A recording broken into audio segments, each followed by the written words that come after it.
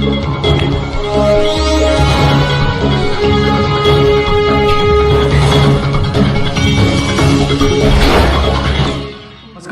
कृति भूमि news में आपका स्वागत है। कृति भूमि न्यूज़ की टीम इस समय मौजूद है जिला कुरुक्षेत्र में। आज हम बात कर रहे हैं वार्ड नंबर 11 के जिला परिषद मेंबर से।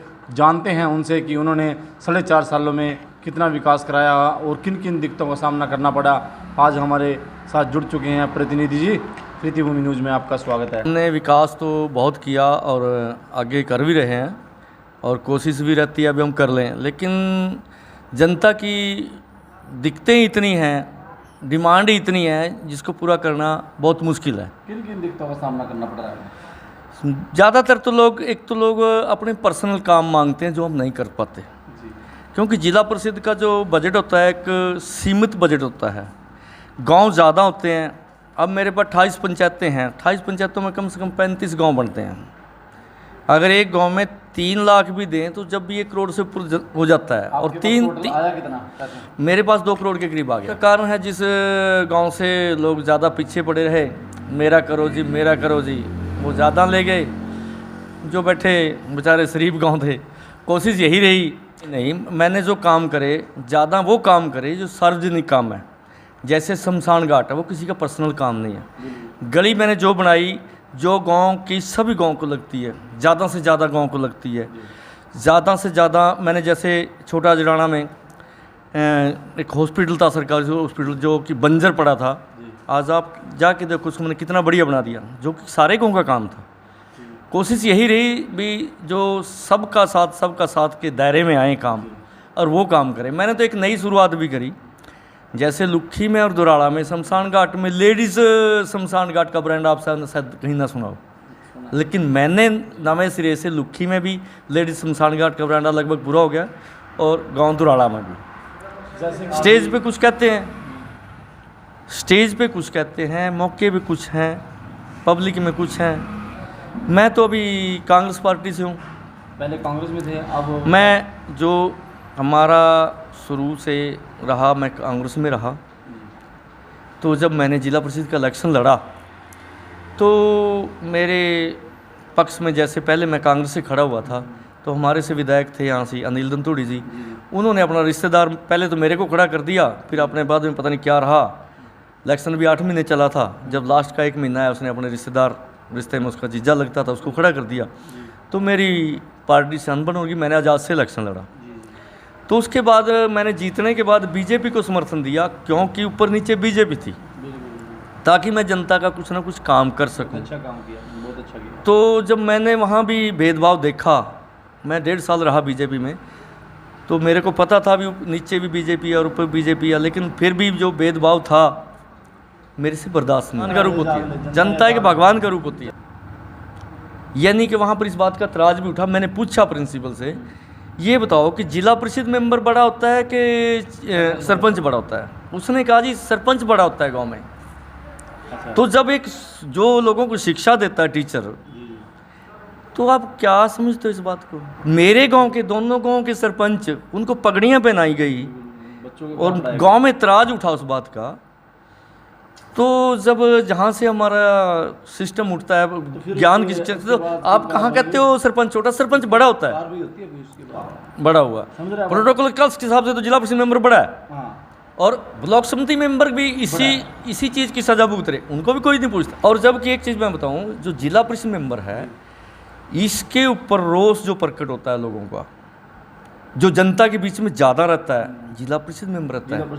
एमएलए को या मंत्री को लोग कोई बात करने में हिचकिचाते हैं, तो जिला परिषद मेंबर से तो लड़ लेते हैं लोग, आपने ये काम नहीं करा। एकता में चलो। अगर सभी शिक्षित हो जाएंगे, वो किसी भी धर्म का हो, हिंदू सिख मुस्लिम ईसाई, जो परिवार शिक्षित होगा तो वो उन्नति करेगा। तो ये उस मुद्दे पे क्यों नहीं चलते? सभी को शिक्षा फ्री कर दो। बहुत हैं, जैसे कई अब आयुष्मान के वो बनते हैं कार्ड, तो जो उसके हकदार हैं उनके लिए नहीं है। जो गरीब है ना, वो ऐसे ही तड़फ रहे हैं।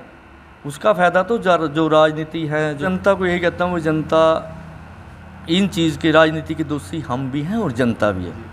क्योंकि जब हम वोट देते हैं ना, हम अच्छा बुरा नहीं देखते, हम देख रहे थे, मेरा कोई रिश्तेदार आया, कुछ लोग बिक जाते हैं शराब में, ठंडे में, पैसे में, पर कोई कार्रवाई भी नहीं होने देती। जिस पुलिस ने कार्रवाई करी वो सारे स्टाफ ही बदल दिया कि लाठी उसकी भैंस, जिसकी लाठी उसकी भैंस। हाँ जी, ये तो हो रहा है। हम तो इसके लिए संघर्ष कर सकते हैं और किया और कर भी रहे हैं, और जब तक सांस है करेंगे भी। तो यही है, जनता अगर जाग गई तो कुछ भी नामुमकिन नहीं है। अगर जनता ऐसी सोती रही, ऐसी बिकती रही, पक्ष को ऐसा है, जब से बीजेपी आई है, जो भी विपक्ष के खिलाफ बोलता है उसी को ये पाकिस्तान का बता देते हैं, उसका ऐसे उसका बंदर बना देते हैं ये लोग। मैंने बोला है, अगर इसको सुनेगा, इसको यही नहीं पता। देखो, कारण नंबर 1 तो आपसी फूट का, गुटबाजी आपसी। जब तक ये गुटबाजी ठीक नहीं करेंगे पार्टी नहीं उठेगी। कोई भी पार्टी है, जब तक मेरा परिवार ठीक। आज भाजपा के हाथ में कमान है, पावर है, वो कुछ भी कहे वही सच है। लेकिन जब परिवार बिखर जाता है उसको जोड़ने में समय लगता है, और एक समय आएगा भी जब ये लोग कहेंगे भी अब बीजेपी के साथ ये हो रहा है। एक आदमी को पागल बनाना होगा ना, 5-4 आदमी खड़े कर दो लाइन में, तो 2 किलोमीटर चलते चलते वो खुद महसूस करने लग जाएगा तो पागल। वही काम राहुल जी के साथ कर रहे हैं। उसको पप्पू बोल दो, कुछ बोल दो, सरकार है बीजेपी की। देखो, मैं ये बात करता हूँ, ये तो जनता ने देखना है, समाज ने देखना है, समय ने देखना है। समय क्या है, किसका क्या होता है, वो मस्तिष्क में क्या लिखा है। अगर उसके भाग्य में लिखा है तो बनेगा, नहीं लिखा है तो नहीं बनेगा। देखो, पीछे 10 साल मनमोहन सिंह रहे तो कमान किसके हाथ में थी? इसी परिवार के हाथ में थी, इसी के हाथ में थी ना। तो क्या राज में क्या कमी थी? जब पूरे देश की इकोनॉमी गिर गई थी, एक इंडिया ही ऐसा देश था जिसने अपनी इकोनॉमी नहीं टिकी नहीं। बीच आज सरकार के अंदर एक छोटा सा हथियार बना दो और बीजेपी वाले उसको ना इतना मसूरी कर देंगे, इतनी मसूरी कर देंगे, उसकी मिसाइलें बना देंगे। भाई आज हम ही ने कुछ कर दिया 5-6 साल में, पिछले 70 सालों में तो कुछ नहीं हुआ। क्या पिछले 70 सालों में हवाई अड्डे नहीं बने, हवाई जहाज नहीं है बने, हाईवे नहीं बने, यूनिवर्सिटीज़ नहीं बनी, कॉलेज नहीं बने, देश को नहीं चलाया। और जब जीरो पे देश खड़ा था, आज तो देश बसा बसाया कर। पहले जिम्मेदार के पास क्या था? कस्सियों से खुदाली से खुदाई करते थे, फिर बैल आ गए, बड़ा हल जोतने लग गए, हैरों लगी हल जोतने, फिर ट्रैक्टर आ गए। आज बड़े बड़े ट्रैक्टर हैं, बड़े बड़े असले। तो आज बेटा बाप को कह देता है तन्ने क्या कराया, हम नहीं कराया। लेकिन उस बाप से पूछो ना जिसने कुछ खूना अपना पसीना बहाया। तो देश तो शुरू से किसी के पास साइकिल खरीदने की पावर नहीं होती थी। अगर गांव में एक साइकिल होता था, सारा गांव मांग के लेके जाता था। आज एक घर में 20-20 मोटरसाइकिल। अब परिवार आईडी शुरू कर दी। पहले Aadhaar card, pan card, ration card, पता नहीं कितनी आईडियाँ गिनने में भी दिक्कत होती है। लाइन में लगा रखे, फिर नोटबंदी, जीएसटी, ये सारा ये क्या है, पब्लिक को लाइन में। हमने गांव में जाके कोशिश ये भी की कम से कम लोगों को इकट्ठा करें, ना इकट्ठे करें, सबको एक अभी दूरी बनाए रखें, सोशल का ज़्यादा ध्यान रखें आपस में, और कहीं आने जाने का, शादी में या कहीं भी प्रोग्राम में बचाव करें, मास्क लगा कर रखें। तो इन बातों का ध्यान के लिए मैंने सबको यही किया। मैंने भी अपना लोगों को मैसेज वैसे दिया फ़ोन पे, कोशिश की ना जाऊं, जैसे कोई दुख दर्द है तो ऐसे साहब में कि जिस टाइम पब्लिक कम हो, और वहाँ भी यही कोशिश रखी भी थोड़ी दूरी बनाए रखें।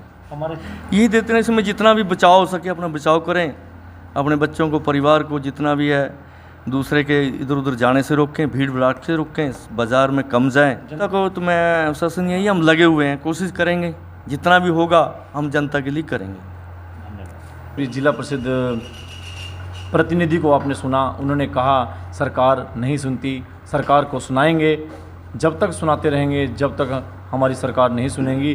डिस्टेंसिंग का ध्यान रखने के लिए बोला है, घरों से बाहर निकलें तो डिस्टेंसिंग को बनाए रखें और मास्क और सैनिटाइज़र का प्रयोग करते रहें। मेरे सहयोगी कैमरामैन सोमनाथ के साथ देखते रहें स्पेशल रिपोर्ट।